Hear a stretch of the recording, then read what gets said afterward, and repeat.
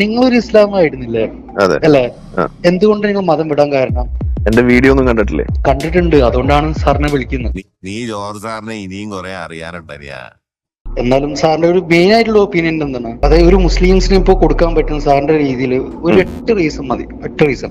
അള്ളാഹു എന്ന് പറയുന്നത് ഒരു ദൈവമല്ല, പകരം മുഹമ്മദ് നബിയുടെ ഒരു ഫേക്ക് ഐഡി ആണ് എന്ന് തിരിച്ചറിയാൻ സാധിച്ചു. അത് ഏത് പോയിന്റിലുള്ള സാറിന് അത് മനസ്സിലായത്? ഇഷ്ടംപോലെ പോയിന്റ്സ് ഉണ്ട്, ഓരോ ഘട്ടത്തിലൂടെയും പോകുമ്പോ നമുക്ക് മനസ്സിലാവും. അതായത് സാറിന് ചെയ്യുന്നത് ഒരൊറ്റ പോയിന്റ്, അതായത് എല്ലാ വിശ്വാസികൾക്കും വേണ്ടിയുള്ള ഒരു പോയിന്റ് സാറുണ്ടല്ലോ, ഒന്ന് പറഞ്ഞു. ഇസ്ലാമിലെ സ്ത്രീ വിരുദ്ധത, ഒരു ദൈവം സൃഷ്ടിച്ച ഒരു മതം, ആ മതത്തിൽ ഒരിക്കലും ഉണ്ടാവാൻ പാടില്ലാത്തൊരു സംഗതിയാണ് സ്ത്രീ വിരുദ്ധത എന്ന് പറയുന്ന ഒരു സംഭവം ഉണ്ടാവാൻ പാടില്ല. സ്ത്രീകൾക്ക് പ്രവേശനമില്ലാന്ന് വണ്ടിയിൽ എഴുതി വെച്ചിട്ട് അതേ വണ്ടിയിൽ പീഡനം നടത്തുന്ന സൈക്കോളജിക്കൽ. സാറിന് എന്താ ബുദ്ധിമുട്ടുണ്ടായത്? ബുദ്ധിമുട്ടുണ്ടായി എന്നറിയാൻ എനിക്ക് ഇത് ഇല്ലാതെ അറിയില്ല. നമ്മൾ ഇലാമാപ്പഴം കഴിച്ച് ജീവിക്കുന്ന ജന്തുക്കളല്ലേ.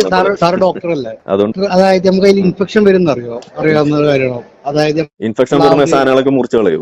ഒബ്വിയസ്ലി. എനിക്ക് പേടിയാവുന്നളിയാ, എനിക്ക് നാട്ടിൽ നിൽക്കാൻ തന്നെ പേടിയാവും. ഇൻഫെക്ഷൻ കൺട്രോൾ ചെയ്യാൻ വേണ്ടിയിട്ട് ഒരു സാധനം മുറിച്ചു കളയണം എന്ന് പറഞ്ഞു കഴിഞ്ഞാൽ നിങ്ങളുടെ സുന്നാമണിക്ക് ഇൻഫെക്ഷൻ വരുന്നതിനേക്കാൾ കൂടുതൽ നിങ്ങളുടെ വായിലെ പല്ലിനില്ലേ. അപ്പൊ നിങ്ങൾ പല്ലല്ല ആദ്യം കളയേണ്ടത്.